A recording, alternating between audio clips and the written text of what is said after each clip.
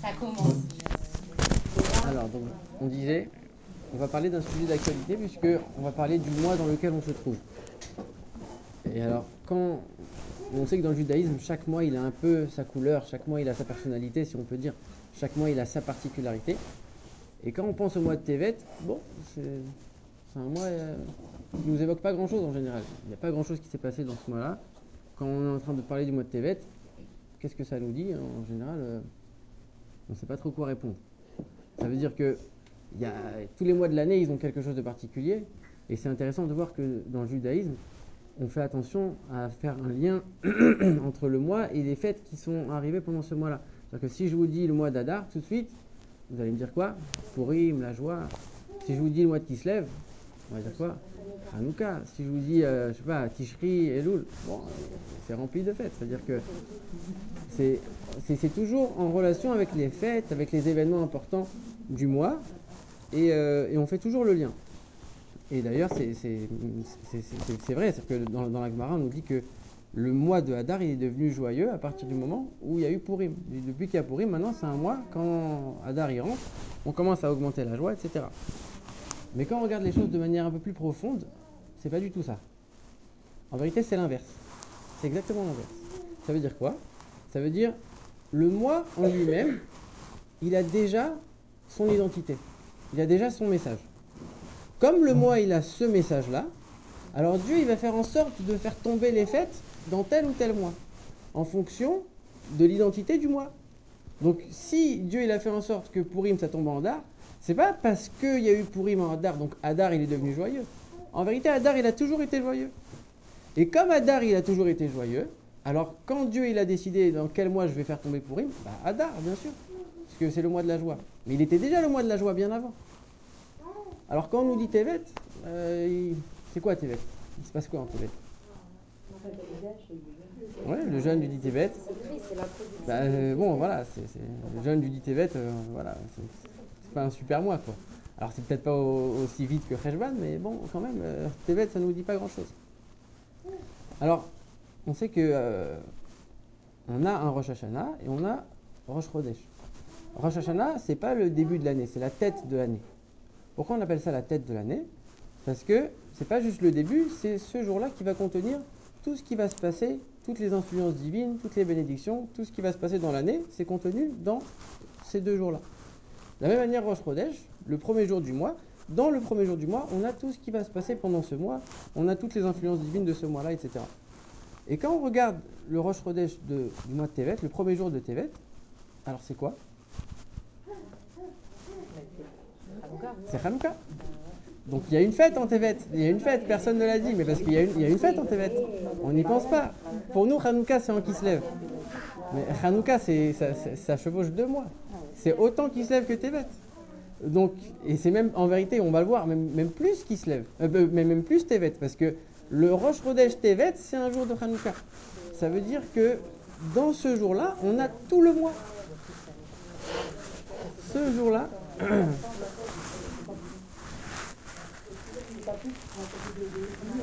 parce que c'est le premier, non, parce que c'est le premier jour. Parce que c'est le premier jour. Donc c'est-à-dire que tout le mois, il est censé être relié à cette fête de Hanouka. Donc quelque part, le lien, il est censé être plus fort.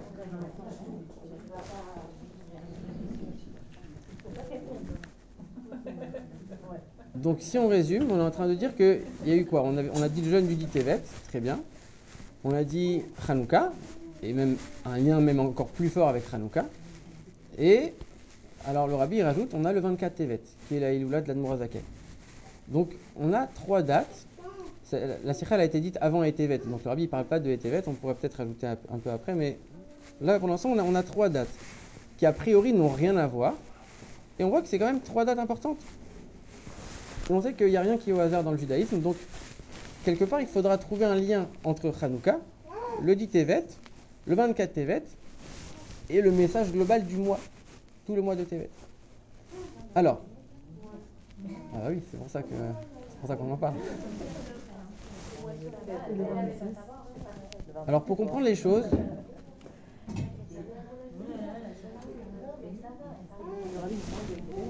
non, parce que ça a été dit avant. Alors pour comprendre les choses, à chaque fois qu'on veut comprendre quelque chose, il faut regarder dans la Torah. Donc où est-ce que dans la Torah on parle du mois de Tevet? Est-ce que déjà dans la Torah on parle du mois de Tevet?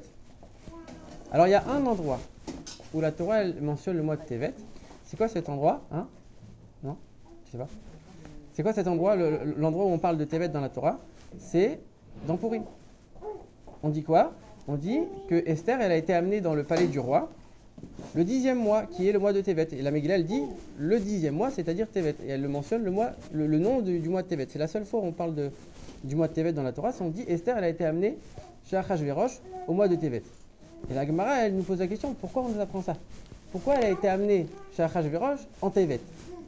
Et la Gemara de nous répondre, parce que c'est un mois. Alors après, la Gemara aussi avec les commentateurs, parce que ça c'est l'explication de Rashi. Parce que Tevet, c'est la période la plus froide de l'année. Alors, quel rapport?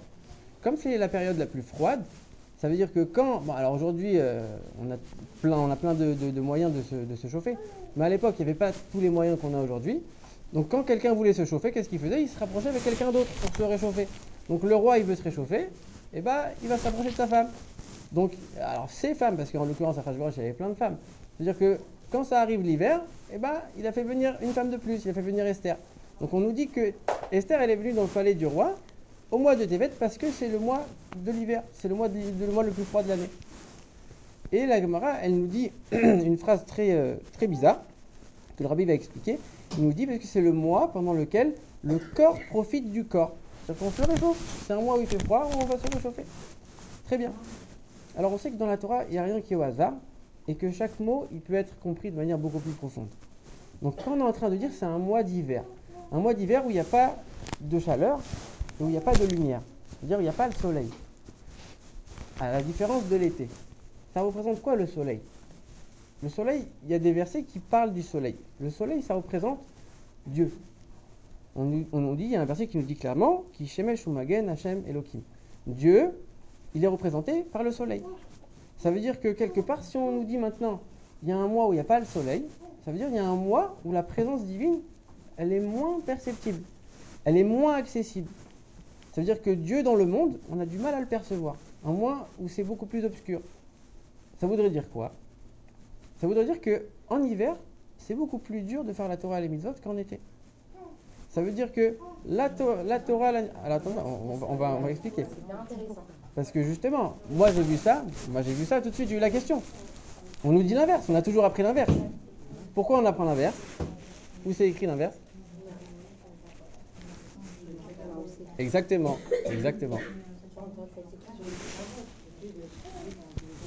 C'est-à-dire que moi, quand j'ai vu ça, tout de suite, j'ai eu la question. Dans les Pirkei Avot, on étudie les Pirkei Avot, donc à la base, c'est de Pessah à Shavuot. Et quand on fait les introductions à Pirkei Avot, dans les explications de l'introduction, on nous dit pourquoi on étudie Pirkei Avot, de quelle période à quelle période. Et on nous dit, il y a certaines communautés qui vont étudier Pirkei Avot tout l'été, jusqu'à Rosh Hashanah. Pourquoi? Parce qu'on sait qu'en été, les gens ils se relâchent. Alors on va étudier Pirkei Avot tout l'été pour se renforcer et pas se relâcher. Alors attends, je comprends pas. L'été, c'est le relâchement ou c'est plus facile de servir Dieu? L'hiver, c'est l'opposé en fait. C'est la difficulté elle est tellement grande que les gens ils oublient un peu leur connexion avec Dieu. Alors il y a un peu de ça, oui. Ici, le rabbi il explique la chose suivante. Hein? J'ai pas entendu. Quoi? On t'a dit pendant 12 mois c'est dur, toute l'année c'est dur. Oui, d'accord.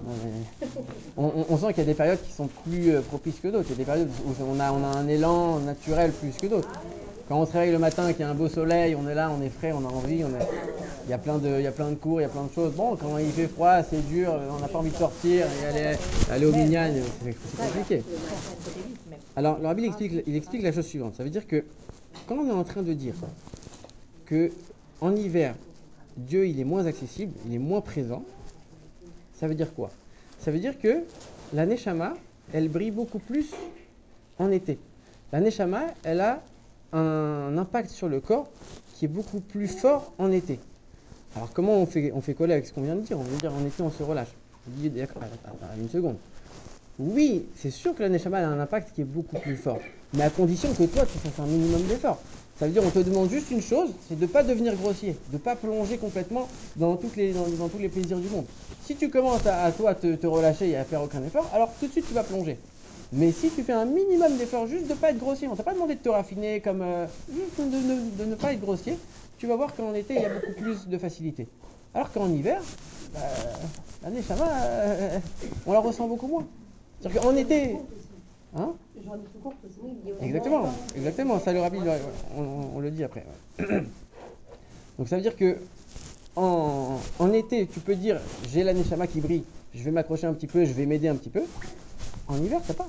C'est-à-dire que la neshama, bien sûr, elle n'est jamais absente, mais elle est voilée, elle est un peu moins présente, elle est un peu moins accessible. Donc c'est beaucoup plus dur. Tu es tout seul, avec ton corps, avec ta matérialité, avec ton monde, avec ton environnement, avec ta réalité toute seule, et puis voilà, tu es livré à toi-même, et tu dois te débrouiller. Il n'y a pas la neshama qui va venir t'aider de telle et telle manière, tu es tout seul, tu dois maintenant te débrouiller.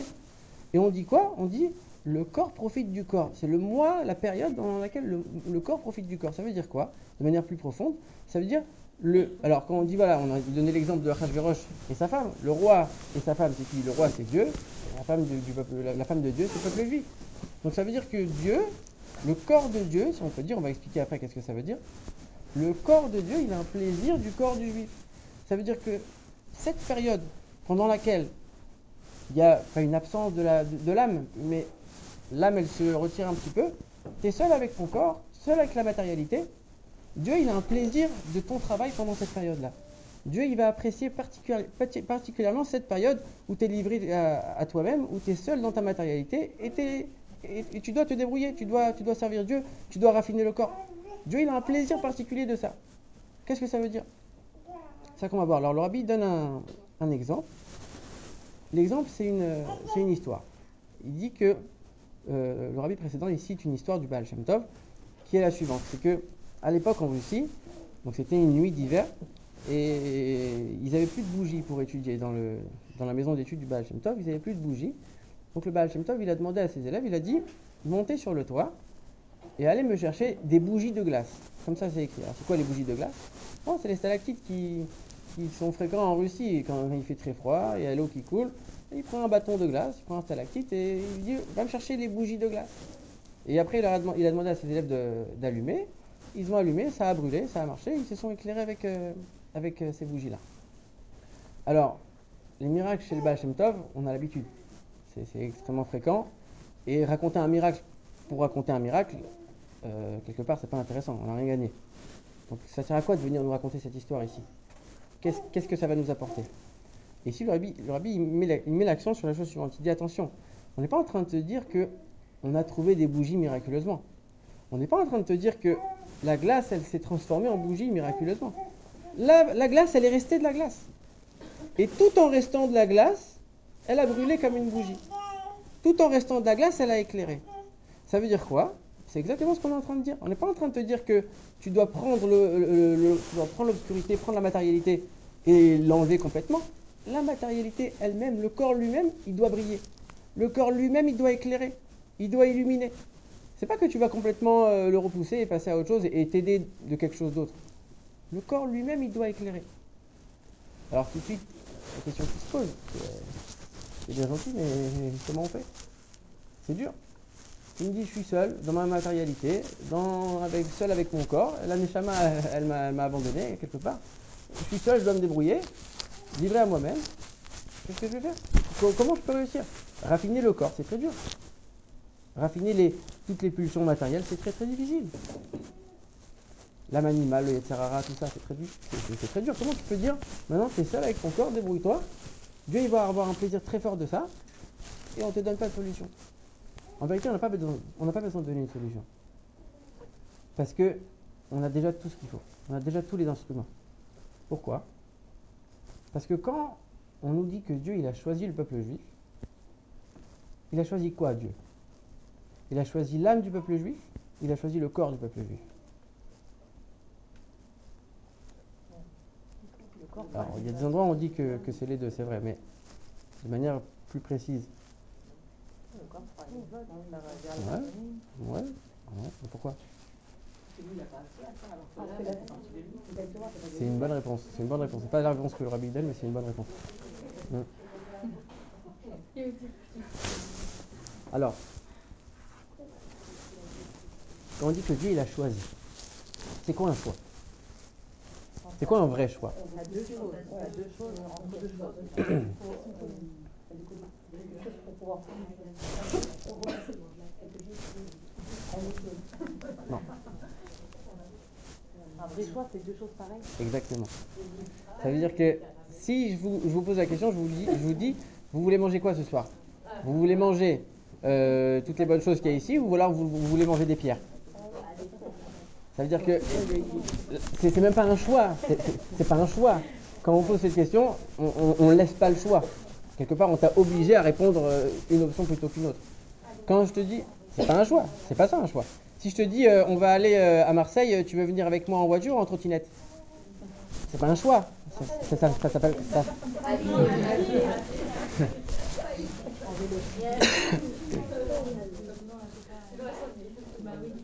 Donc ça s'appelle pas un choix. Un choix, c'est quand je te dis, tu as deux choses qui sont soit strictement identiques, soit équivalentes, qu'il n'y a aucune raison de choisir l'une plutôt que l'autre.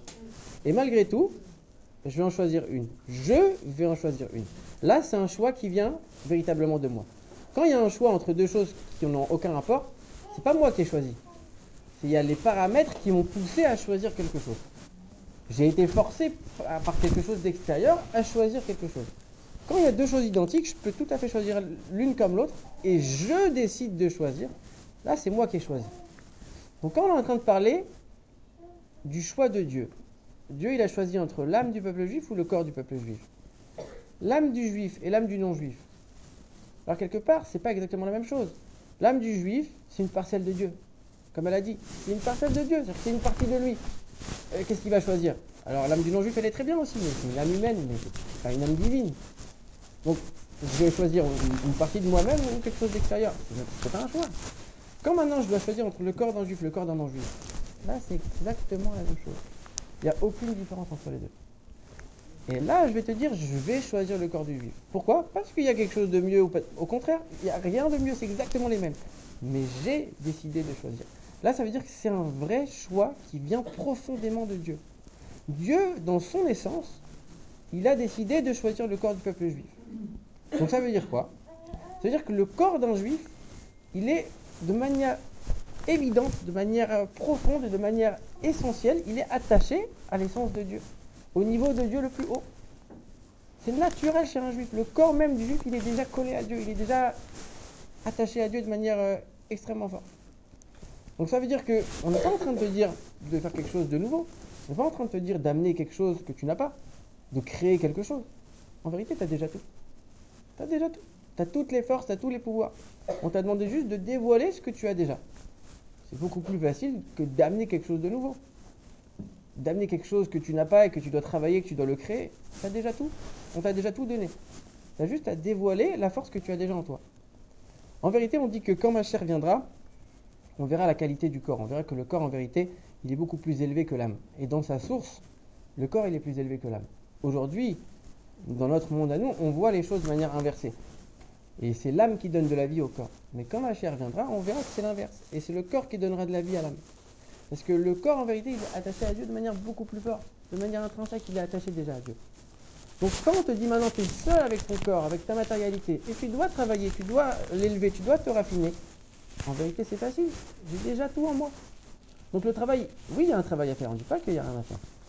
Mais le travail, il est beaucoup plus facile que ce qu'on pense. J'ai juste à dévoiler quelque chose qu'il y a déjà. Donc, cette période qui paraît si difficile, et c'est vrai qu'elle est difficile, cette période où il y a moins de lumière, où il y a moins de chaleur, où on est seul dans la matérialité, où la neshama, quelque part, elle se met un peu de côté. Et justement, on dit c'est cette période où Dieu, il a un plaisir. On dit le corps de Dieu et le corps du juif. C'est quoi le corps de Dieu? Dieu, il n'a pas de corps. En hébreu, quand on dit gouf, le corps en hébreu, gouf, ça ne veut pas dire des fois le corps, ça veut dire le centre d'une chose, l'essentiel d'une chose. Quand on parle d'un sujet, on dit le gouffre du sujet, le centre, l'essentiel du sujet. Ça veut dire que l'essence de Dieu, elle a un plaisir du corps du juif. Ça veut dire que de manière intrinsèque, c'est deux choses qui sont liées. Donc maintenant, l'essence de Dieu, elle a un plaisir de cette période. Et elle fait en sorte justement qu'il y ait une période dans l'année, et ce mois particulièrement, parce que le Rabbi il explique que les 2 autres mois d'hiver, c'est des mois où il y a un petit peu de chaleur. Le seul mois où on est vraiment dans l'obscurité, parce que les nuits elles sont plus courtes, et dans le froid parce qu'il y a moins de soleil, c'est vraiment le mois de Tevet. On a cette période où vraiment on a cette relation avec l'essence de Dieu directe qui est beaucoup plus forte. Et c'est pour ça que Dieu il a un plaisir du corps du juif, parce que c'est cette période où tu vas montrer ton attachement. Et tu vas voir quelque part, c'est un peu l'épreuve, où tu te situes dans ton attachement à Dieu. Et c'est quelque chose qui est beaucoup plus fort. Alors, maintenant qu'on a expliqué tout ça, et qu'on voit que le message du mois de Tevet, c'est tout ça, est-ce que c'est étonnant de dire que tout le mois de Tevet, il est lié à Hanouka? C'est une évidence en vérité. C'est quoi le message de Hanouka? Hein? Ouais. C'est ça. C'est ça. C'est exactement ça. C'est quoi tout le message de Hanouka? C'est éclairer l'obscurité. Et pas seulement repousser l'obscurité, c'est transformer l'obscurité en lumière. Et faire en sorte que l'obscurité elle-même, elle va briller. L'obscurité elle-même, elle va réchauffer. C'est quoi Hanouka? On nous dit qu'on allume des bougies. De la même manière qu'on allumait des bougies dans le temple, nous on va allumer des bougies aujourd'hui. Mais on sait qu'il y a des différences entre les bougies du temple et les bougies de maintenant. C'est quoi les différences? Dans le temple, on allumait les bougies pendant le jour. Alors c'est vrai que c'était la fin de la journée, et qu'après ça se prolongeait pendant toute la nuit, mais il fallait absolument que l'allumage il ait lieu en plein jour. Alors que Hanouka c'est tout l'inverse. Pendant quand c'est le jour, t'as pas le droit d'allumer, il faut allumer juste quand il commence à faire nuit, quand le soleil il est déjà couché. Ça veut dire que on voit déjà une première différence. Deuxième différence, c'est que dans le temple, on allumait les bougies à l'intérieur. Il y avait une toute petite fenêtre qui laissait un peu percevoir qu'il y avait de la lumière, mais c'est tout, on voyait rien. C'était à l'intérieur du Kodesh. Hanouka, c'est quoi? C'est tout l'inverse. Tu allumes à l'extérieur, sur la porte, vers l'extérieur. Tu vas faire des allumages publics. Tu vas mettre la Hanoukia sur la voiture. C'est justement éclairer l'extérieur. Troisième différence, c'est que Hanouka, dans le temple, on allumait toujours le même nombre de bougies. Hanouka, on augmente. On ajoute encore et encore de la lumière. Et quatrième différence, c'est que dans le temple, c'était une période où tout allait bien pour le peuple juif. Matériellement, spirituellement, tout était nickel. Hanouka, c'est exactement le contraire. C'est les Grecs qui viennent, qui t'empêchent de faire la Torah et qui en plus vont saccager le temple, ils vont au moins impurifier le temple. C'est-à-dire que du fait qu'on est bien spirituellement et matériellement, on n'a pas besoin d'aller éclairer l'obscurité. Dehors, il y a déjà de la lumière. Donc, la lumière qu'il y a dans le temple, c'est une lumière qui est limitée. C'est limité à quoi? C'est limité à les périodes où tout va bien. C'est limité à quelque chose où, quelque part, il n'y a pas d'épreuve, il n'y a pas d'extrême. Tout est bien, tout est nickel. Alors, je ne sors pas de mes limites. C'est quelque chose qui est assez restreint. Hanouka, c'est tout l'inverse. C'est une lumière qui est illimitée. On nous dit que même quand ma chair viendra, c'est une des seules fêtes qui va rester. Hanouka, il n'y a pas exil, pas exil. J'éclaire partout, et surtout en exil. Je vais éclairer à l'extérieur. Quand il fait nuit, je vais éclairer chaque jour un petit peu plus. Et dans une période qui est la plus catastrophique possible, c'est là que je vais éclairer. Je prends l'obscurité et je la transforme en lumière. C'est exactement le message de Hanouka, c'est tout ce qu'on vient de voir avec Tevet. Je prends le corps, je prends la matérialité, je prends l'obscurité, je prends l'hiver et je le transforme en quelque chose d'extraordinaire. Je le transforme en une lumière que j'aurais jamais pu atteindre. Parce que justement, je suis dans une situation très difficile. Donc quelque part, le lien avec Hanouka, il est évident. Donc quand on disait tout à l'heure, Hanouka c'est Kislev, c'est Tevet. Alors, il y a aussi beaucoup de liens avec Kislev. Mais c'est le premier jour de Tevet, c'est un jour de Hanouka, c'est un lien avec tout le sens du mois. On avait dit quoi après? On avait dit après, il y avait le jeûne du 10 Tevet. C'est quoi le jeûne du 10 Tevet?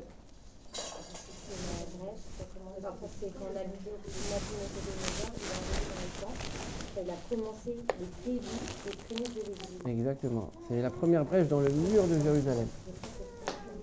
Ouais. Mais comment prendre assez de force? Ça, pour moi, c'est une vraie question. Comment, sur la fin de Hanouka, le corps peut prendre assez de force sur tout l'hiver et sur toute une année pour quelqu'un qui ne nourrit pas son corps? Si c'est le corps qui est matériel qui nourrit, et une personne, par exemple, à qui on va prendre du saïd, on va lui éclairer, admettons une bougie. Comment cette personne-là elle peut prendre des forces? On se Tevet sur la fin de Hanouka sur toute une année, par exemple. C'est-à-dire quoi? Comment elle peut prendre des forces? Parce que vous voyez le mois de Tevet, en lui, il est fort, c'est une puissance par rapport un peu au rayonnement de Hanouka sur les bougies. D'après ce que j'ai compris, c'est sur la fin de Hanouka que ça rayonne. Tout à fait. Après, on a dit que on a déjà les forces. On a déjà les forces. Chacun, il a déjà ses forces. Il a juste à dévoiler, mais en vérité, il a déjà toutes les forces. Et les occasions, elles ne manquent pas. Dieu, il nous envoie des fêtes, et encore des fêtes, et des dates chassidiques, et des occasions de prendre des forces à chaque fois. Dieu, il nous envoie à chaque fois des perles qu'on doit saisir et qu'on doit utiliser comme il faut, justement pour se renforcer. Les occasions, elles sont très nombreuses. On dit que Dieu, il vient, il frappe à la porte. Il frappe à la porte et il te supplie, il te dit, tu as une chose à faire, tu dois juste m'ouvrir.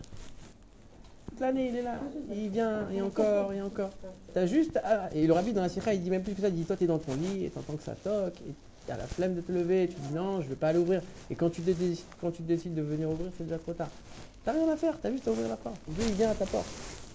Donc oui, on a des occasions de se renforcer, on a plein de fêtes, on a plein de... Et en vérité, on a tout en nous, donc oui, on a ces forces-là. La force, elle est dans le corps. Ah, bien sûr, c'est ça, c'est ce qu'on est en train de dire. Dans le corps juif, hein, on est d'accord, parce qu'on parle plus de... C'est le mot du rabbi. Il dit comme ça dans la sira. Quel mot? Cette sira. De, Vous avez dit. de frapper à la porte? Ouais. C'est une autre sira, mais en Bible, c'est vrai. Donc c'est quoi le dit Tevet alors? C'est rapport avec ce qu'on a dit? A priori, ça a l'air d'être l'inverse, le dit Tevet. Alors le dit Tevet, c'est un jeûne. C'est le début justement que Dieu se retire du. Ouais, exactement. L'expression, donc, Exactement. C'est le début de la pire des catastrophes. Et quelque part, ce jeûne-là, il est très particulier parce que même s'il tombe Shabbat, alors on fait en sorte qu'il tombe jamais Shabbat, mais s'il tombe Shabbat, on ne le repoussera pas, on jeûnera pendant Shabbat. Alors que même Tisha B'Av, on le repousse. Le dit Tevet. Le dit Tevet. Et le dit... Ils ont fait un calcul pour que ça n'arrive jamais. Ah, ok. Mais le dit Tevet, on le voit même pas passer, c'est le jeûne le plus court, on a l'impression que c'est rien du tout, mais... Il faut le faire. Je crois qu'après le cours, c'est plus important de prendre une Ça, non, c'est le 9 av, mais...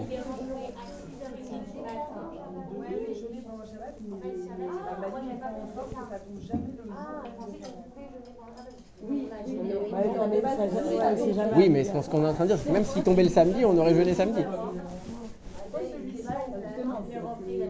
Parce que c'est le début, c'est la première brèche, c'est le début de tout l'exil, en vérité, il est contenu là-dedans. Donc d'un certain point de vue, quelque part, il a une certaine gravité par rapport aux autres. Dans les autres, ils ont d'autres points différents, mais d'un certain point de vue, il a quelque chose de... D'un certain point de vue, c'est... Donc ça veut dire quoi? Alors, après, qu'est-ce qu'on dit? On dit que les jours de jeûne, c'est des jours de tchouva. C'est quoi la tchouva? Un jour de jeûne, c'est un jour de tchouva. C'est quoi la tchouva? C'est exactement ce qu'on a dit. On prend l'obscurité, on prend toutes les choses négatives, on les transforme en lumière. C'est exactement ce qu'on est en train de dire. C'est exactement Hanouka, c'est exactement le mois de Tevet. Et même mieux que ça, on est en train de dire que... Alors ça, c'est quelque chose qui est très étonnant. On dit que les jours de jeûne, ils vont se transformer en jours de joie. Et ça choque personne. Mais c'est pas normal. Mais alors pourquoi ça se transforme en jour de joie? Et pourquoi quand ma chère va venir, ça va se transformer en jour de joie? Pourquoi? Alors d'accord. Alors dans ce cas-là...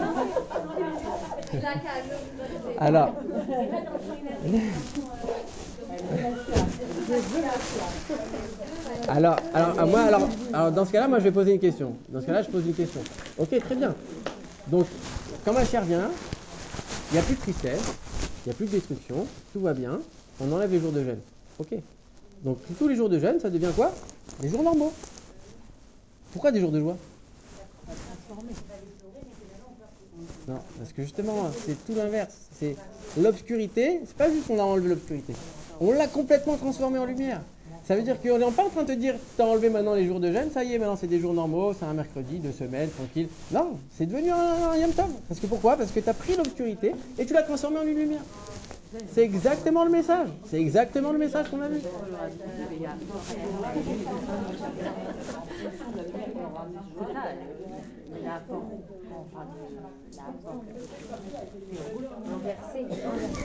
Donc ça c'était pour le dit Tevet.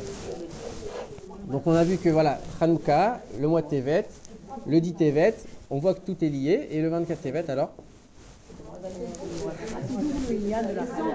Alors, c'est quoi? Dans quel domaine, d'accord? Elle nous a piqué les nez, j'ai reconnu les doigts. C'est quoi le 24 Tevet? C'est la lumière qui a C'est facile, ça. Bon, c'est la Chassidut. Alors, c'est quoi? Donc, c'est le Tania.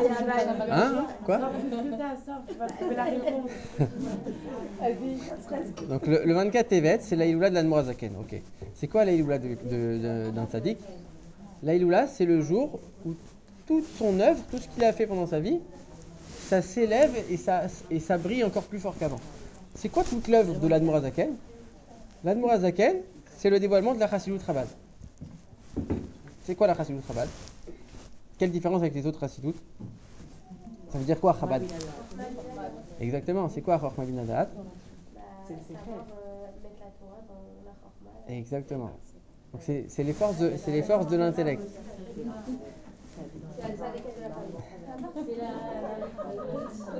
Donc Chabad c'est Chochma Bina Da'at. C'est les trois forces de l'intellect, c'est les trois étapes quand on va comprendre un concept intellectuellement. Donc, pourquoi on appelle cette Chassidut la Chassidut Chabad? Qu'est-ce que l'Admorazaken a apporté de nouveau?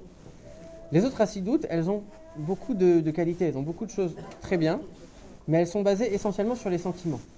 Ça veut dire qu'on va travailler la simcha, on va travailler la emuna, on va travailler l'attachement au tzaddik, mais est-ce qu'on va s'investir dans la compréhension profonde, dans la méditation profonde de la Torah? Pas forcément. La Chassidut Chabad, elle a comme particularité de dire, maintenant, le service de Dieu il va être basé sur la compréhension. Ça veut dire quoi? La compréhension, la logique, l'intellect, c'est quelque chose qui est très froid. C'est quelque chose qui est très carré. 2 plus 2 égale 4. Quand je comprends quelque chose, c'est comme ça et c'est pas autrement. J'ai compris que c'était de telle et telle manière. Je vois les choses de manière très objective et très carrée. Ça, c'est l'intellect. Les émotions, c'est tout le contraire. Une émotion, c'est fort, c'est chaleureux, ça s'exprime de manière très intense, etc. C'est tout l'inverse de l'intellect qui est très froid. Chassidut Chabad vient te dire quoi? Tu vas prendre les enseignements de la Torah, tu vas tellement y méditer et tellement les comprendre dans ton intellect, dans ta tête, que tu vas réussir à les faire descendre dans ton cœur et les faire briller, les rendre chaleureux à l'intérieur de ton cœur. Faire en sorte de vivre ton service de Dieu, mais pas juste de le vivre de manière superficielle et extérieure parce que j'ai travaillé que l'émotion sans l'intellect. Tu as travaillé ton intellect, tu as compris les choses dans leur profondeur de manière très profonde au point de réussir à véritablement les ressentir. Tu as fait le pont entre l'intellect et les sentiments. Donc tu as pris l'intellect qui était froid et tu l'as transformé en quelque chose de chaleureux. Exactement ce qu'on vient de dire. Tu prends l'hiver, tu prends le froid, tu prends l'obscurité, tu prends le corps, la matérialité, et tu le transformes en quoi? En lumière, en chaleur, en clarté. C'est exactement ce qu'on vient de dire. Donc ici, en vérité, on sait très bien que dans le judaïsme, on nous donne des messages pour chaque fête, mais le message de la fête ou de la période, il n'est pas limité à cette période ou à cette fête. C'est-à-dire que quand on a un message sur Hanouka, quand on a un message sur Tishri, quand on a un message sur Pessah, c'est pas juste pendant Pessah qu'on va vivre avec ce message, avec cet enseignement, et après voilà, on passe à autre chose. En vérité, c'est juste une excuse. On t'a donné cette période, on t'a donné cette fête pour t'apprendre quelque chose. Mais cet enseignement, tu dois l'avoir toute l'année. Donc ici, l'enseignement, il est clair. Cet enseignement, il n'est pas que pour cette période de Tevet. Il est, oui, encore plus pour nous, dans notre période, ce mois de Tevet, dans cette période d'hiver. C'est la période la plus obscure, la plus sombre de l'année. Mais ça peut être aussi des fois la période la plus obscure de la vie. Des fois, des gens qui passent des épreuves, des gens qui ont des périodes difficiles. Ça peut être la période la plus difficile de l'histoire du peuple juif. Donc, quand on prend un peu de recul, on voit que l'hiver, la période sombre, la période froide, en vérité, ça peut représenter plein de choses. Et nous, le message qu'on va tirer de ça, c'est de dire que on ne va pas juste chasser l'obscurité. On va prendre l'obscurité et on va la faire briller. On va faire en sorte que l'obscurité elle-même, elle va éclairer. On va faire en sorte de prendre le froid, de prendre toutes les occasions qui sont difficiles, toutes les occasions qui sont obscures, toutes les occasions où on a, quelque part, on a l'impression d'être livré à nous-mêmes, dans la matérialité, dans le monde, avec notre corps, avec notre etc. Toutes ces périodes-là, tous ces événements, tous ces épisodes, tout ce message, c'est de dire que je vais prendre tout ça et je ne vais pas juste m'enfuir, je ne vais pas juste le mettre de côté. Je vais complètement le transformer en lumière, complètement le transformer en bonne chose Ça, voilà, c'était le message du mois Tevet. Voilà.